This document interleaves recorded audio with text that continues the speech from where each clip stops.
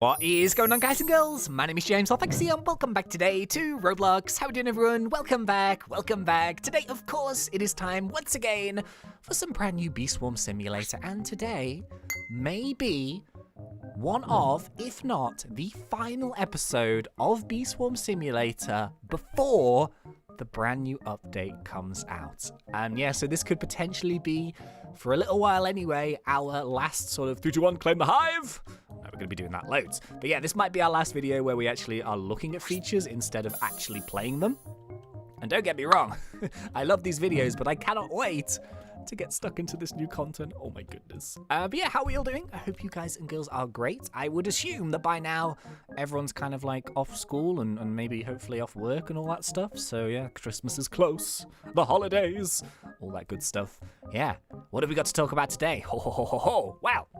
Hopefully, if you guys saw the last episode, so yeah, in case you're not subscribed to the channel, by the way, we're going to be going super duper hard on Bee Swarm over the holidays because the new update's coming out and it's going to be amazing. So yeah, if you're not subscribed, make sure you subscribe so you guys don't miss out on any of those videos. But we saw in last episode our first pictures of the new Cub Buddy system. So hopefully you guys saw that video. We've got some cool screenshots and stuff of the interfaces over on the previous video. However, I've got some new pictures here of the actual buddy in action and a bunch of information from Onnit himself as to how they work, what he has planned for them, and as well as that, I have a bunch of other information about the actual update, a potential release date time, and some other bits and pieces as well. Lots of information, but it's kind of interesting. So in short, the Cub Buddy system is now kind of an equipable pet or an equipable buddy, which is based off one of the NPC bears. You can have different NPC bears because you can actually reskin this bear, depending on which one you like best. And this guy essentially is going to follow you around as you play.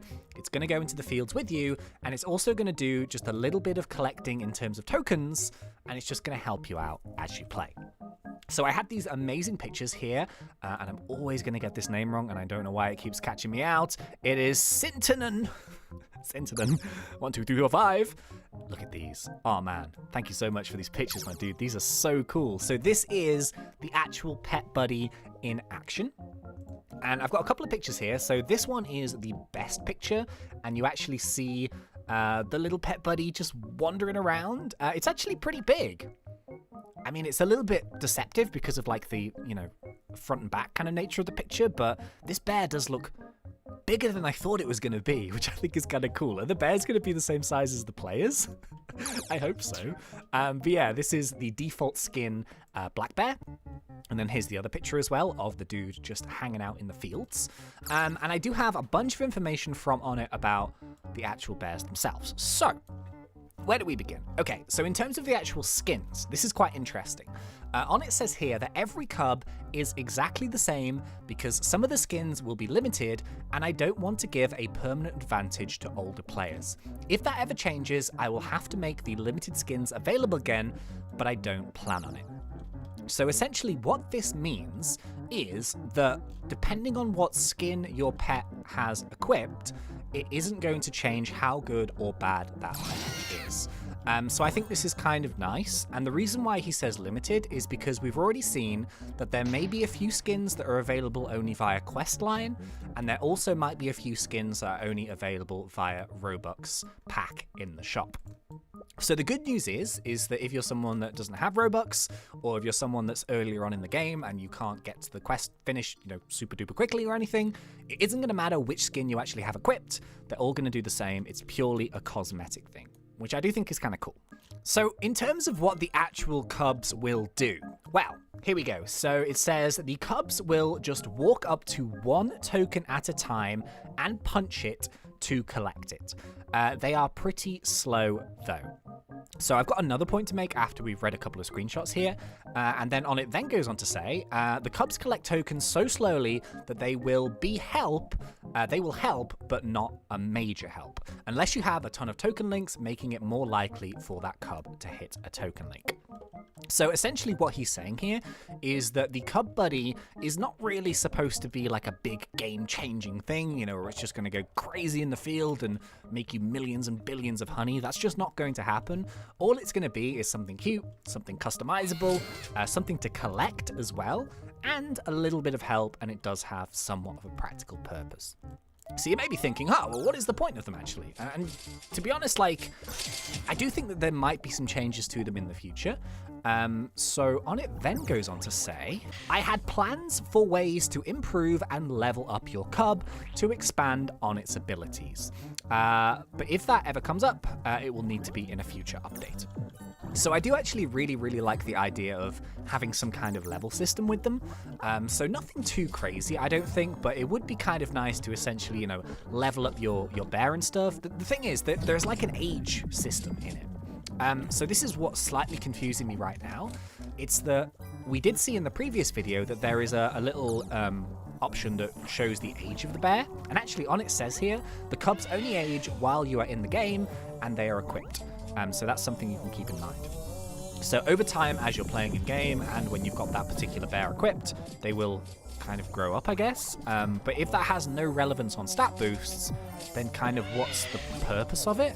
I feel like in the future that might actually get tied into maybe that bear getting a little bit better, I guess. Excuse me, my voice. I'm a little bit concerned right now, actually. I feel like a little bit under the weather. And I know as soon as that Bee Swarm update is going to come out, if I get ill, I am not going to be a happy panda. But yeah, anyway, I kind of feel like that might potentially be tied into a future update. One thing that I would think would be really cool, and I don't think this is ever going to happen, but could you imagine if certain equipable bears gave you certain boosts? I think that would be amazing. So, like Polar Bear, he's all about food, isn't he? So maybe Polar Bear gives you better loot luck, you know, to find stuff in the fields. Or like Panda Bear, he's like a fighting bear, so maybe that gives you like an attack boost. Or, you know, Brown Bear or Black Bear, maybe that gives you like a pollen boost. Maybe Science Bear gives you like a conversion boost. I think that would be really cool. I don't think it's going to happen, but there could be some potential in the future for the actual buddies to start to essentially level up and improve what they do. So the great big question, the biggest question in Bee Swarm, on it. When's the new update coming out? So as I kind of mentioned in like a previous couple of videos, we did have sort of a deadline date set for Christmas Day. And I mean, I guess it kind of makes sense. If there's festive content in this update, you're not going to want to release it after Christmas, are you? So I was kind of thinking, well, in a perfect world, if we could get it like 3 or 4 days before Christmas, I think that would be amazing. And it seems like that's what Onnit is trying to do. So that's really good news. Right now, we've just got to wish Onnit the best. We've got to send our good karma. We've got to send our positive vibes, all that jazz, over to him. Hopefully things go well. He says here that he's trying to finish up things to a reasonable point, and he might not be able to implement everything he wanted, but he'll try to release at least the Xmas related stuff this weekend sometime. Not a promise, but he's trying. So this is, in my opinion, the perfect solution to the next update. And this is something that I mentioned in a previous video, is that if there is like specific Xmas themed content, I really do think it should come out as quickly as possible, but I don't think we need everything that we've covered in these videos to all come out at once.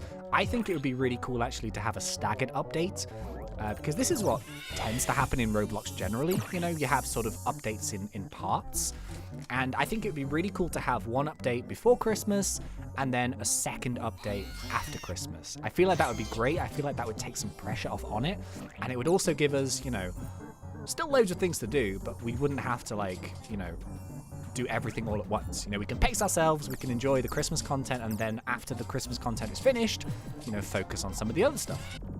So one of the things that I think could potentially be slightly pushed back, and this is kind of what I'm thinking from what Onnit has said here, he says that lots of things planned for the mutation and radiation kind of system, which is looking incredible. This is such an interesting thing. We've covered that a lot on the channel already. So he says it will need to be pushed back to the update after this one. But he does say here that there is still mutations and stuff in there, but just not some random events he was planning that would cause radiation and mutation. So I don't quite understand what this means. Maybe there will be some kind of radiation and mutation system in the game, but I don't think it's going to be fully finished. And he was saying, there was going to be events and stuff planned. Maybe he might test stuff out by maybe making some of those items just rare to get from drops or something, so we can kind of mess about with it a little bit. But I do think that potentially that system might be delayed a little bit. I definitely feel, though, that this update is more to do with the festive period. And there is going to be a new festive event and stuff, which is coming, which looks really, really cool. So I'm looking forward to that. But yeah, I don't think it's necessarily too big a deal if we don't get everything all in one update. I would like it spaced over a couple. I feel like that would be really, really good. So yeah, just a random couple of things here that I thought were super interesting. On it here goes and says that there will be some rebalancing going on as I'm trying to nerf AFK and infinite conversion a bit.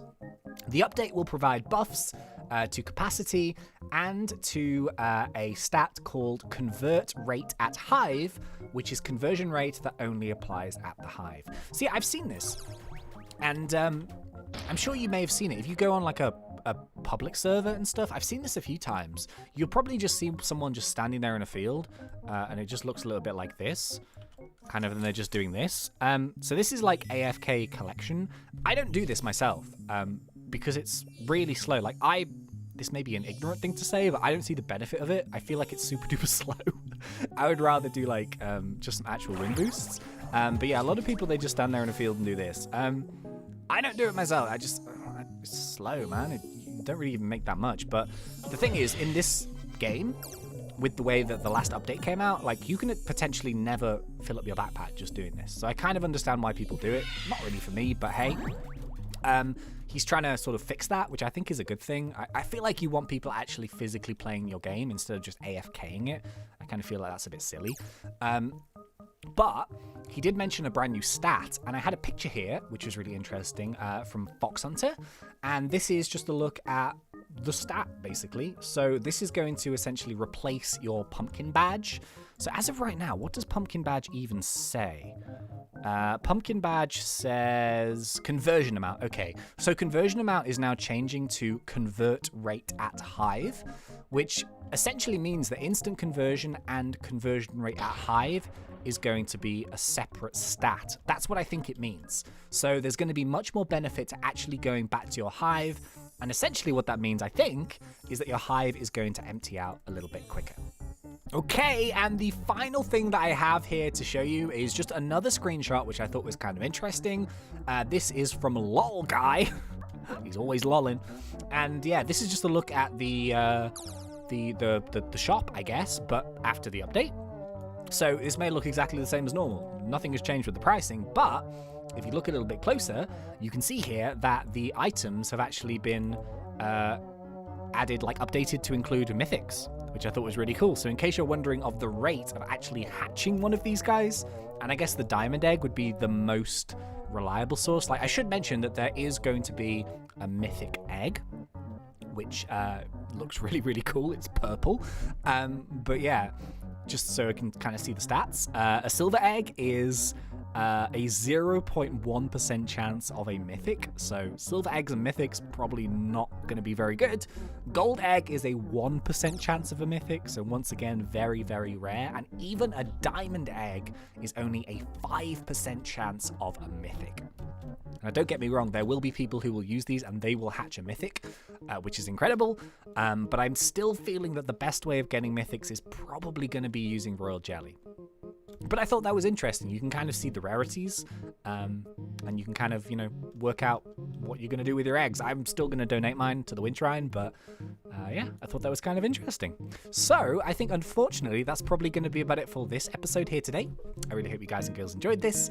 And yeah, I will hopefully see you in the next update. I'm so excited. Oh, I'm so excited. I can't believe it. It's so close. It's close. It's hopefully going to be in like 2 or 3 days. Oh, I really hope so. But yeah, thank you once again for watching. It's been such a pleasure. As always, thanks, and see ya.